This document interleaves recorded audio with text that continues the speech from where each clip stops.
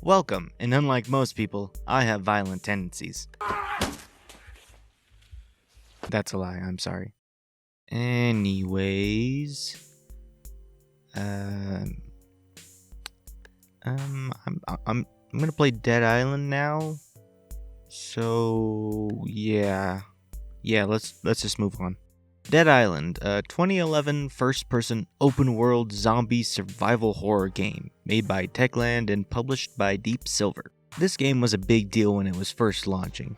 Not many of its kind were around. Since the first release, it has now become a series with a few entries and another coming in a few weeks' time, even though the entries have been rated as somewhat mid.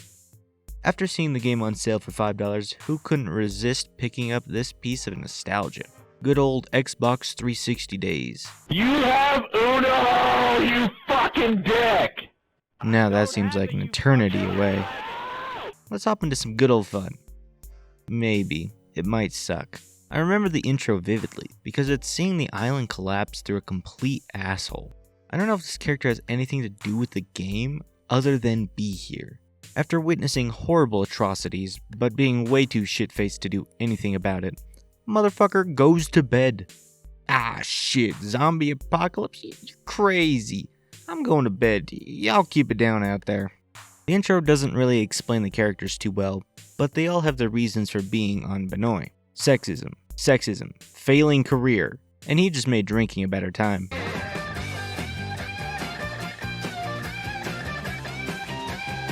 Each character has their own specific weapon type that they excel with, and their own fury mode based on that type. They are resistant to the affection, and that does play a part in the story.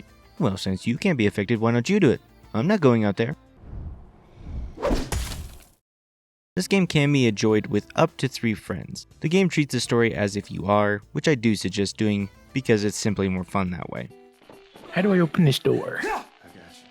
If I...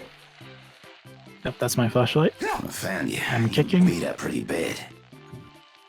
JKL. Up! Ah! Oh, no. Okay, I'm good. Okay. And because it makes scenarios of dialogue not awkward. Nice job, mates. We're safe now, thanks to you. But we won't make it long without food. If help don't come soon, we're gonna have to head to town. Meantime, maybe... Who you talking to? The game seems to have a serious and dark overtone, that this is serious, and people are dying, and it's not cool.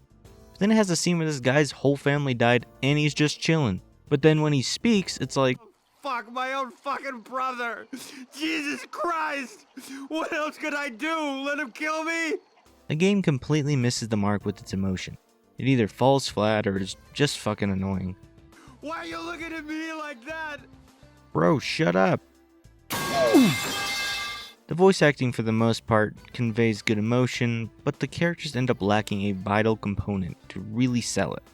They forgot that you need to use a different talking animation than the base one that everyone uses. Yeah, so this really makes everything lose any emotion it may have had. Something I find quite lazy and very annoying is... For that, we need some special tools. Will you help us find them? Yeah, I can do that. Let's do it. Oh, excellent. The tools I have in mind are in Antonio's workshop at the pump station. Have you found the tools? No!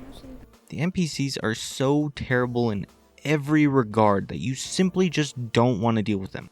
All they give you is a fetch quest for money, so why even bother? You can just steal the same guy's wallet and make more. They highlight so many things wrong with the game that it's not even funny.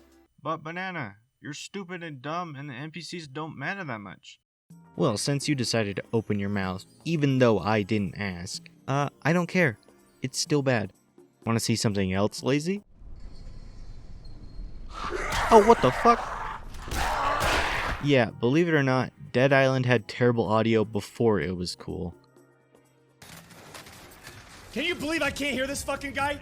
Can you believe I can't fucking hear this guy? Two things that will stick out more than the NPCs in audio is the shake and blur.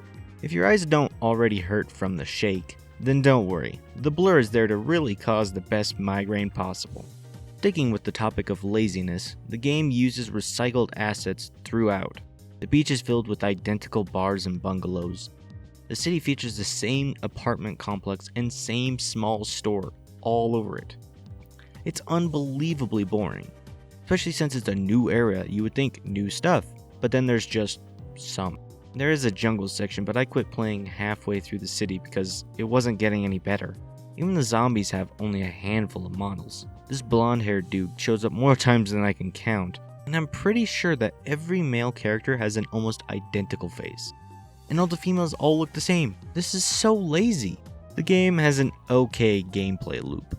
It's all about getting new mods and items to craft even deadlier weapons. You can find loot filled with money or crafting items in just about every corner. Sometimes it really feels like it's too much and you would never end up using it, but they make it a quick process.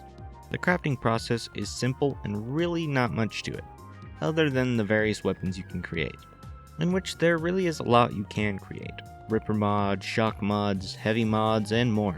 The game gives you lots of ways to upgrade your weapons how you want. As you progress through the game and move on to different areas, you start to find higher and higher quality weapons. It is nice to finally find something that can last longer than a couple swings. Everything early game just breaks, and you don't have much inventory to hold lots of different weapons. The game features multiple types of zombies, but all of them fall flat. You have the simple walkers and infected, the only difference is one runs. The thugs should be intimidating, but they don't move. Fighting them is terrible because everything just screeches to a halt while you take care of one guy. They knock you down, so you have to fight them one hit at a time. 2 more come in at the city. You get massive dudes in straitjackets and the smash players. These 2 add nothing and no more a nuisance than the others. The whole game has very sluggish controls. It's because there is acceleration on most actions. Every time you run, it has to get up to that speed. Even just normal ass walking. The melee combat is quite fun and there is some good impact on certain weapons. I call this one the Knuckle Buster Spine Crusher. I slept with your dad and now your parents are getting in a divorce 360 Mega Slice. The game does lack any creativity when approaching various scenarios. It's either take them head on or throw something at them. Anything you got. Propane, cinder blocks, wooden crates, and that's it. Oh, and you can use your car, but the driving is so fucking horrendous that even when it goes perfectly, you still feel like the average BMW driver. Half the time it won't even register the controls. Go! For the love of God, thank you! I chose the Sharp Expert, which seemed pretty good, but you have to carefully manage your spacing because they have little hits done. In the city you start to run into human enemies, so with your fully melee arsenal, you're fucked. Melee weapons can hurt them, but it just isn't viable because there's a group and they all have guns. So you run up, take 10 shots, and die. So then you decide to fight fire with fire. But